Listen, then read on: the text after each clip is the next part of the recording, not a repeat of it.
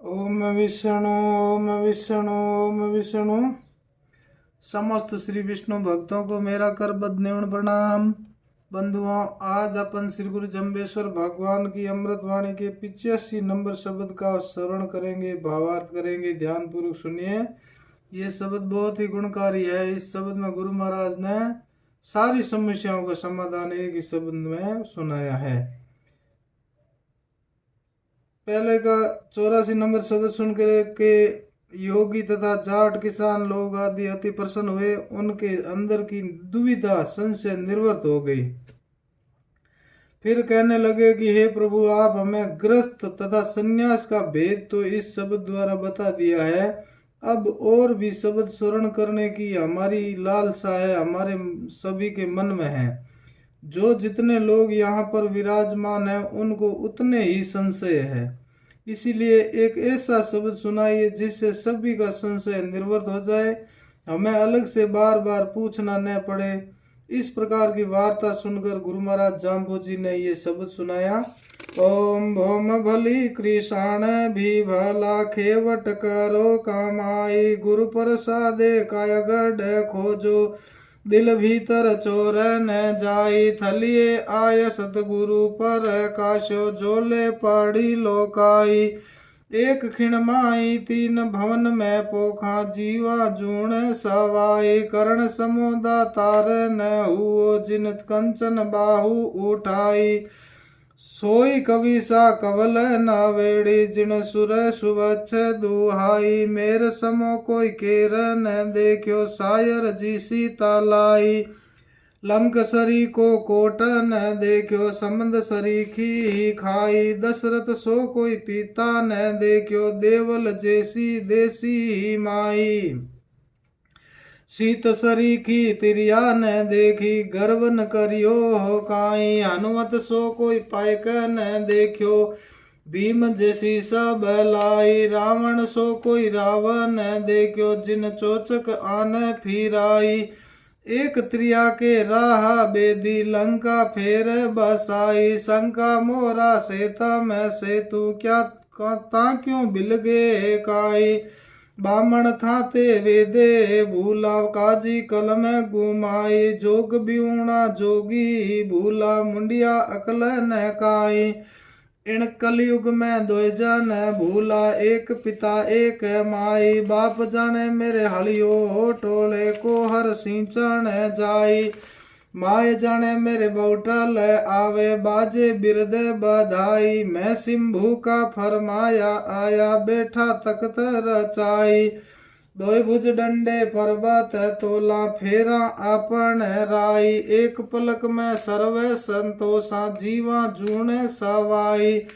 जुगा जुगा को जोगी आयो, बैठो आसन धारी, हाली पूछे पाली पूछे, ये कली पूछन हारी, थली फिरन तो खिलेरी पूछे, मेरी गुमाई छाली, बाण चहुड़ पार दियो पूछे, कि अवगुण चूके चोट हमारी, रहो रे मूर्खा मुग्ध गंवारा, करो मजूरी पेट भराई, है जायो जीवन घाई, मेड़ी बैठो राजेंद्र पूछे, स्वामी जी कतियक आयु हमारी, चाकर पूछे ठाकर पूछे, और पूछे कीर कहारी, शोक दुआगण ते पण पूछे, ले ले हाथ सुपारी, बांझ त्रिया बहु तेरी पूछे, किसी परापति मारी, त्रेता युग में हीरा बिणजा, द्वापर गऊ चराई, वृंदावन में बंसी बजाई, कल युग चारी छाली,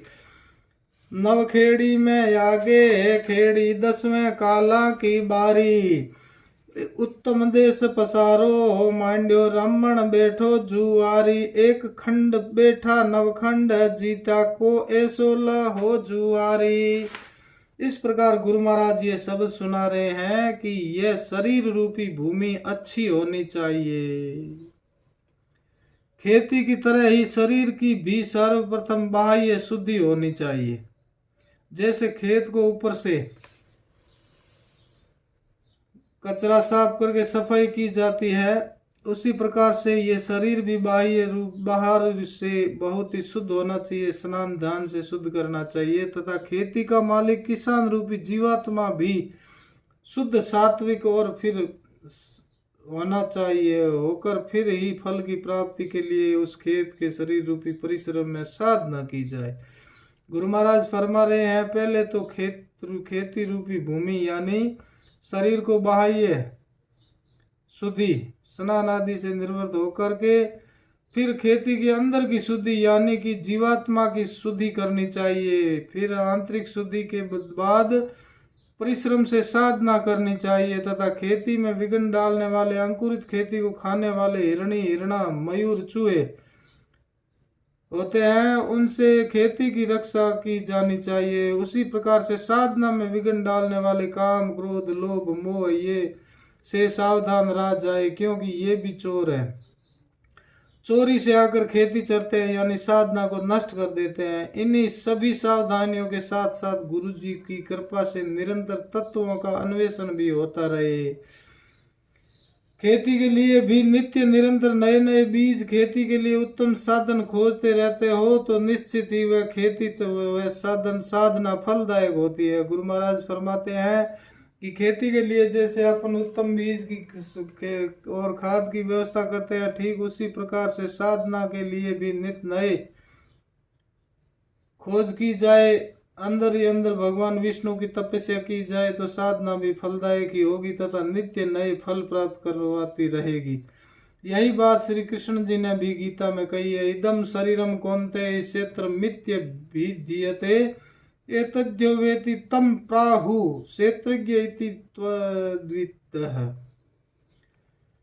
आगे गुरु महाराज फरमाते हैं, इस समरातल पर आकर सदगुरु ने ज्ञान का प्रकाश किया है। इसी प्रकाश के अंदर छुपी हुई वस्तु जो तत्व रूप आत्मा है उसकी खोज कर लो। इस समय तुम्हें यह सुअवसर प्राप्त हो चुका है। स्वर्ग पाताल तथा मृत्यु लोग, इन तीनों भवनों में रहने वाले छोटे तथा मोटे शरीरधारी जीवों का हम पालन पोषण करते हैं, हर्षण करते हैं, अर्थात चेतन सत्ता के रूप में सर्वत्र समाहित होकर उन शरीरों को चैतन्य शक्ति प्रदान करके उन्हें सजीव बनाकर उन शरीरों का पालन पोषण हम ही करते हैं। आगे गुरु महाराज फरमाते हैं, कुंती पुत्र कर्ण के समान कोई दानी नहीं हुआ है, जिन्होंने दान देने के लिए सदा सोना हाथ में लेकर ही हाथ को ऊपर उठाया है। कर्ण का हाथ कभी भी खाली नहीं उठता था, यानी वचन भी खाली नहीं जाता था। एक बार कह दिया कि दूंगा तो फिर पीछे नहीं हटते थे। इंद्र के मांगने पर कवच व कुंडल दे दिया था और माता कुंती के मांगने पर अर्जुन को छोड़कर चारों को अभय दान दे दिया था।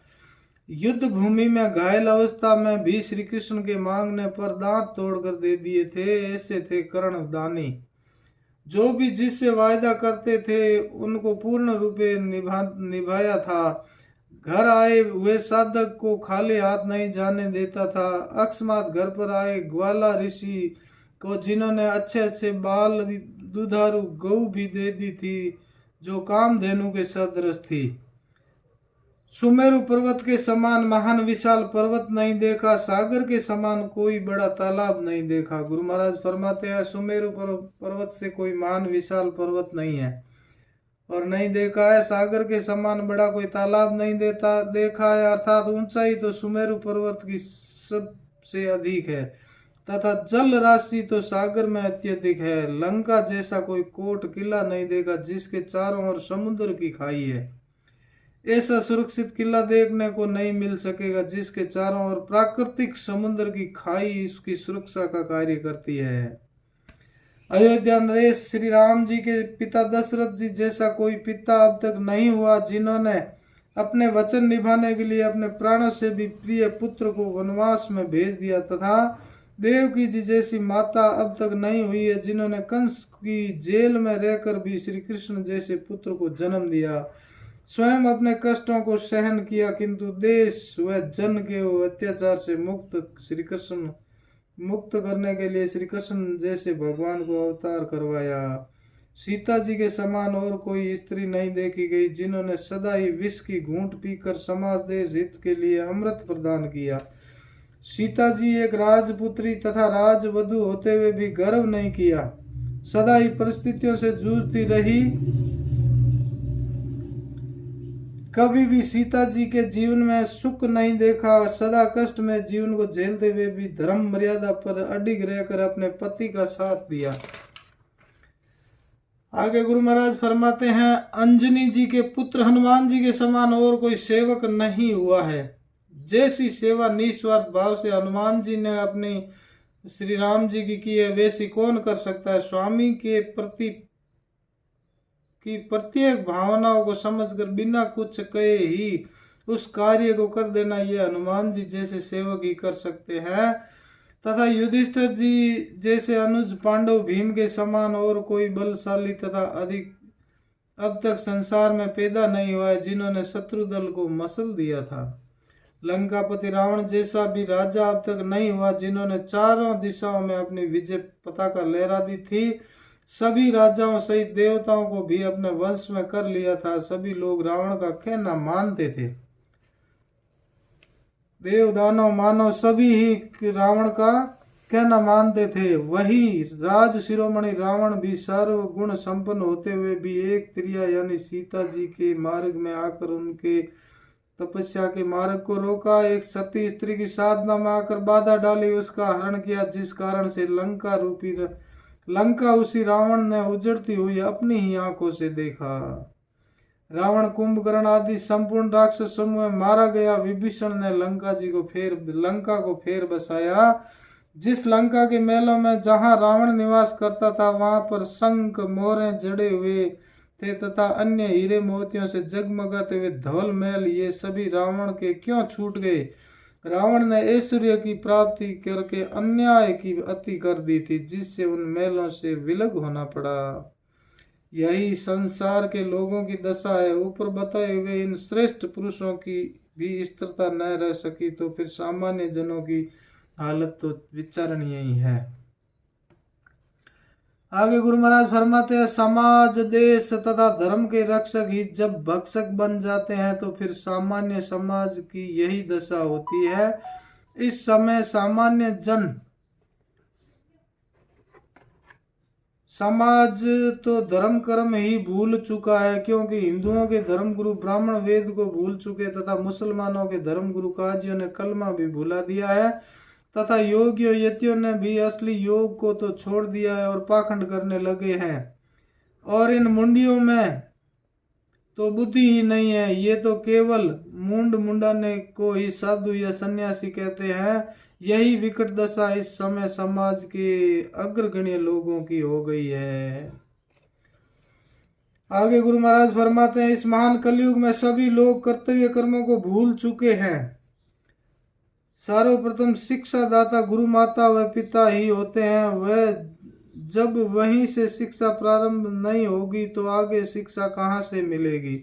स्वयं माता पिता भी भूल चुके हैं कि अपने बच्चों को हमें अच्छी शिक्षा देनी है, वह तो उनके पास है नहीं। किंतु पिता तो सही सोचते हैं कि मेरा बेटा बड़ा होगा, हल चलाएगा, खेती में हाथ बंटाएगा तथा कुएं से पानी खींचेगा, तथा माता ये सोचती है कि मेरा बेटा बड़ा होगा तो बहू लाएगा, मेरी सहायता करेगी तथा घर में विवाह समय बधाइयां बंटेगी, गीत गाए जाएंगे। यही स्वार्थ की दुनिया है।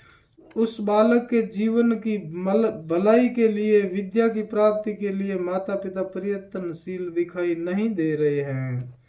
श्री गुरु जम्बेश्वर जी कहते हैं कि मैं तो स्वयंभू हूँ। सतयुग में नरसिंह रूप धारण करके प्रहलाद को वचन दिया था। उसी वचन को निभाने के लिए यहाँ पर सम्रातल पर तख्त यानी आसन लगाया है। इसी आसन पर बैठकर प्रहलाद पंथ के बिछड़े हुए जीवों को वापस ले जाऊंगा, क्योंकि वे अपने भक्त प्रहलाद के अनुयायी जीव होने से अपने ही है। यदि मैं चाहूं तो इन मेरी दोनों भुजाओं से पर्वत को भी तोल सकता हूं, अर्थात यदि मैं चाहूं तो इस संपूर्ण संसार के प्राणियों को ही पार उतार सकता हूं। इन्हें तोल कर तो मैं नित्य प्रति देखता हूं किस में कितने अवगुण भरे हैं तथा किस में कितने गुण भरे हुए हैं। ये सभी जीव योनियों में चेतन सत्ता रूप में समाहित होकर पल पल में उनका पालन पोषण करके संतुष्ट करता हूँ। मैं आज या कल का नया बना हुआ योगी नहीं हूँ, किंतु मैं युगों युगों का योगी हूँ। गुरु महाराज जाम्बोजी फरमा रहे हैं कि मैं आजकल का बना हुआ योगी नहीं हूँ, मैं युगों युगों का योगी हूँ और हेतवास यहाँ पर आया हूँ तथा यहाँ आकर के आसन लगाकर बैठा हुआ हूँ। पर ये यहाँ पर मेरे पास में कैसे कैसे लोग विचित्र प्रश्न करने आते हैं। जैसे हल चलाने वाला हाली आकर पूछता है तथा गऊ चराने वाला पाली आकर भी पूछता है, परंतु ये लोग कोई अच्छी ज्ञान की बातें नहीं पूछकर सांसारिक बातें ही पूछते हैं। इस कलयुग में इन सांसारिक बातों का ही बोलबाला है। ये लोग भी इससे वंचित नहीं है तथा इन दौरों पर विचरण करते हुए खिलेरी गोत्र के लोग भी आकर पूछते हैं कि हे महाराज, हमारी भेड़ बकरी कहीं खो गई है, आपको दिख रही है क्या? आप हमें बतला दीजिए। ये लोग बस इतना ही प्रयोजन मानकर मेरे पास आ जाते हैं, इन्हें इससे ज्यादा को कुछ भी मालूम नहीं है। यहाँ पर शिकारी लोग वन्य जीवों का शिकार खेलते हैं, वे लोग भी जब उनका निशाना चूक जाता है तो मेरे पास आकर पूछते हैं कि हे स्वामी जी, किस कारण से या किस गलती से हमारा निशाना चूक गया। तब मुझे उन लोगों को भी डराना धमकाना पड़ता है, उन्हें साम दाम दंड भेद से जीवों पर दया करना सिखलाना पड़ता है तथा इस प्रकार से उन्हें मुझे मजबूर होकर कहना पड़ता है कि हे मूर्खों, तुम लोग मूर्खता के कारण मुग्ध हो चुके हो, जीवों पर दया करनी छोड़ दी है। अपने पेट की भराई के लिए इन बेचारे जीवों की हत्या न करो। अपने पेट की भराई तो मजदूरी करके अन्न से भी भरा जा सकता है, फिर कभी जन्मे हुए जीवों को नहीं मारना चाहिए। तुम किसी को जीवन नहीं दे सकते हो तो तुम्हें मारने का भी अधिकार नहीं है। इस प्रकार ग्लानि दिखाकर उनको जीव हत्या से निर्वृत्त करना होता है। गढ़ में बैठने वाले राजा भी यहाँ आकर पूछते हैं कि हे स्वामी जी, मेरी आयु कितनी, अब मैं कितने वर्षों तक राज्य करूंगा। तथा नौकर चाकर आकर पूछते हैं, ठाकर आकर पूछते हैं और भार उठाने वाले कीर कहार भी आकर अपनी अपनी समस्या के बारे में पूछते हैं। मैं उनको भली भांति संतुष्ट करके भेजता हूँ। गुरु महाराज आगे फरमाते हैं, दुहागिन विधवा स्त्रियां हाथ में सुपारी लेकर आती है और अपने दुख की निवृत्ति का उपाय पूछती है तथा बहुत सी बांझ पुत्रहीन स्त्रियां यहाँ आती है और पुत्र प्राप्ति का उपाय पूछती है। इस लोक में तो सभी स्वार्थी लोग ही आते हैं और धन संपत्ति पुत्र यश कीर्ति आयु आदि की ही मांग करते हैं। कोई भी तत्व प्राप्ति का उपाय नहीं पूछता है। इस संसार को ही सभी कुछ मान रखा है, इसके अतिरिक्त भी जीवन होता है, यह इन लोगों को पता ही नहीं है। गुरु महाराज आगे फरमाते हैं, मैंने त्रेता युग में राम रूप धारण करके तो हीरों का ही व्यापार किया, अर्थात वे भले ही राक्षस लोग थे किंतु हीरे जैसे बड़े ही कीमती लोग थे। उनके साथ युद्ध किया तथा कुछ लोगों के साथ प्रेम मित्रता भाईचारा का व्यवहार किया।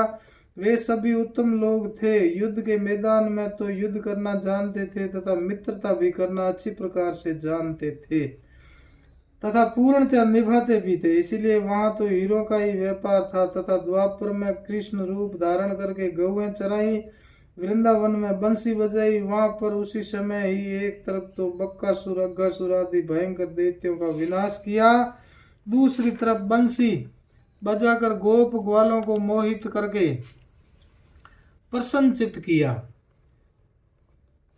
वह थी मेरी त्रेता तथा द्वापर युग की उपलब्धि। किंतु अब कलयुग में तो मुझे अपने यहाँ पर बकरियां ही चरानी पड़ी है। कहाँ तो हीरे गौएं ग्वाल वालों के साथ रमण तथा कहाँ ये बकरियां को चराना। यहाँ तो मुझे अपने प्रयोजन सिद्धि के लिए बकरियां चरानी पड़ी है, अर्थात ये कलयुग बकरियों का युग है इस युग में लोग बकरियां ही ज्यादा पालते हैं, गौओं का आदर घट गया है। मैं फिर से द्वापर युग अर्थात गौओं का युग लाना चाहता हूँ, परंतु इन लोगों की बुद्धि का स्तर बहुत ही गिर चुका है। इसीलिए जम्बेश्वर जी ने भेड़ बकरी पालन करना विष्णुओं के लिए निषेध किया है। आज से पूर्व 9 खेतों में तो मैं खेती कर चुका हूँ। और अब आगे 10वें खेत की बारी है।